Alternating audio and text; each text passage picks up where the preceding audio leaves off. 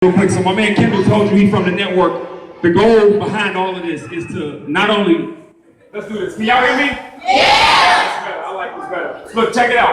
So the goal today was to come out here and celebrate you all for having a great school year. And while we do that, I'm looking forward to kind of celebrate you all for the next few phases of your life, right? So just a little bit about me. My name is Richard Taylor.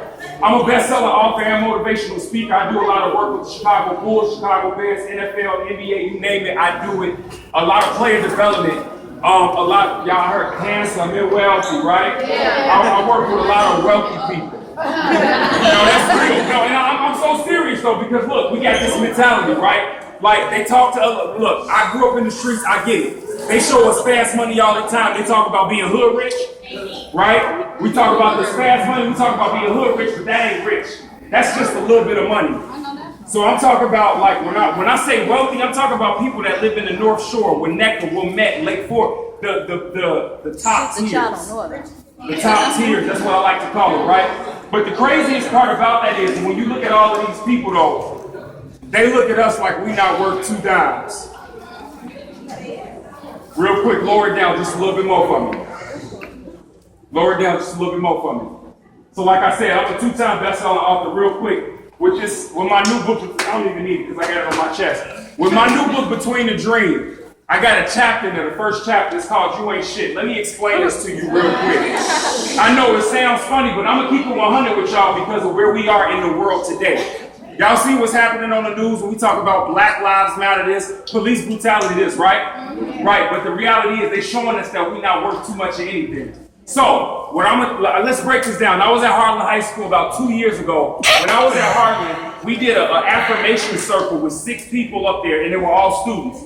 Somebody came on stage and they said, say something that somebody has ever said to you that you still believe about yourself. We got to one of the seniors. He was like, I wake up every day and my mom tells me, you ain't shit and you ain't never gonna be shit. So that stuck with me. I went to King College Prep. I took this back to King the next week with 5 senior classes, 25 students in each class, and I asked each one of them. I said, if somebody has ever said this to you, stand up or remain standing. In each class, over half the class stood up, and only one was a young lady out of all the classes.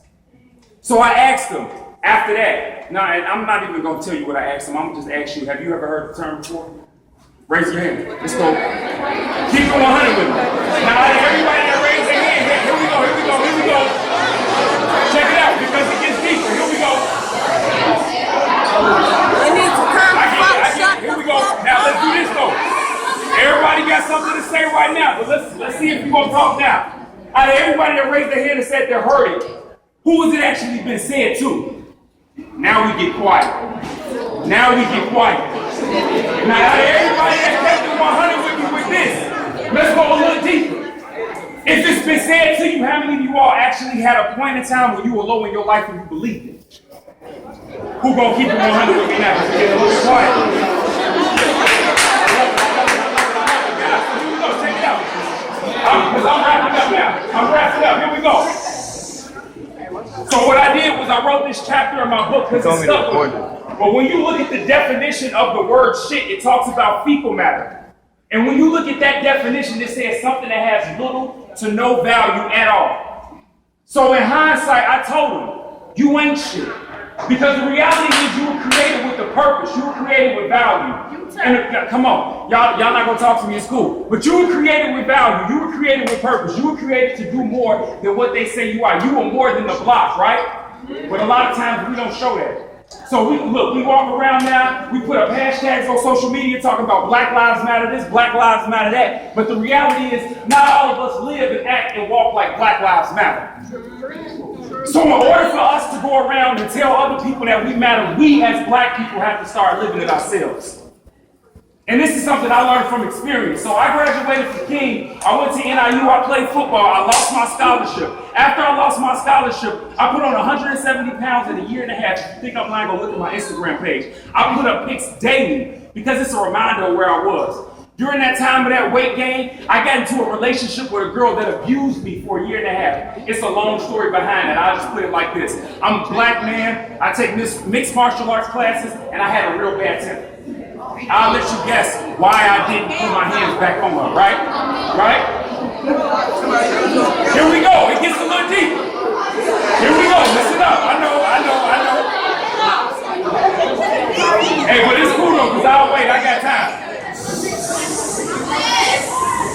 I'll wait. You gonna take that from me? There we go. This is my little homie. Both of these two, I mentored them in grammar school. So check it out. Here we go. My GPA went to a 1.4. I was about to get kicked out. On Dr. King's birthday, I found out that the girl I was so in love with that I put all of this time and effort into, she was cheating on me. And I flipped. And it wasn't from the fact that she was cheating on me. How many of y'all seen the movie Halloween with Michael Myers? Remember that knife he had? I took a 12-inch blade straight down my wrist. That same knife that he had, I took it down my wrist and I was in the hospital for a year and a half. I literally got to a point where I felt like I wasn't shit, like my life did not matter. So when I'm telling you about this, I'm telling you from experience. And yes, things have changed now. I've lost 170 pounds I put on. I graduated from college. I'm making a big now.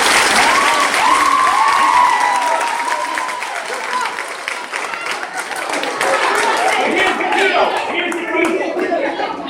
Here's the key. What do you do? What do you do when life gets you to that point?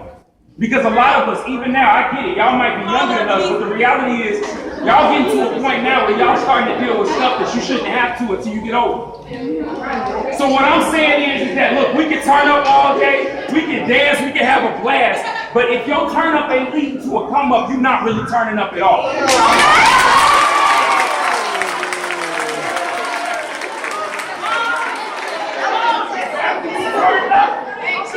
Here we go. If after you turned up, your life ain't changed, you might want to reconsider what you're doing. And I ended with this quote from my book. Actually, it's a chapter. It's called Starve the Beast. When I say starve the beast, I'm not talking about some mythical character that's going to hop out your body. I'm not talking about some werewolf, some vampire. When I say starve the beast, I'm talking about starve every distraction.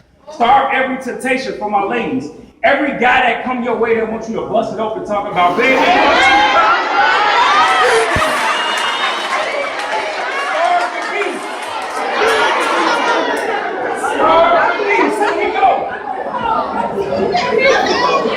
well, guys, it's the same way. Here we go. I'm finished. I'm done.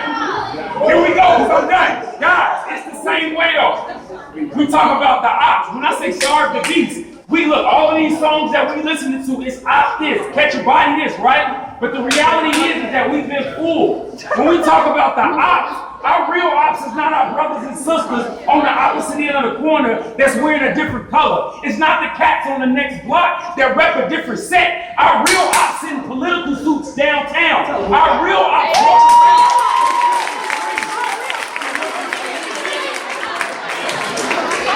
look, listen up. Our real ops live in $1 million mansions in the North Shore. They live in $1 million societies. They don't know what we've been through. They don't know our struggle, but they fiddle in the strings that got us out here laying each other down. So what I'm saying is, it's time to reassess who the real op is. Because at the end of the day, the only op your black brother or sister should ever be to you is the opportunity to get money and change the world.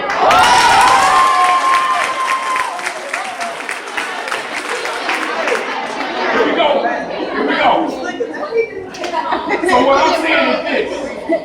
As you go into this summer, juniors, as you get ready to take over the school next year, it's time for us to get on our grind. It's time to starve the beast, and it's time to realize what our purpose is. And I am with the quote from my book. It says, you are not losing. I don't care where you are in life. You are not losing. You are not failing. You are simply between the dreams. Turn up. Let's go. Wait a minute. Y'all put some noise for that man right there, man. That man deserves some knowledge. Y'all make some noise for that man. So what I said back to what he was saying, you know. She just asked how she can get my book, so I got about 10.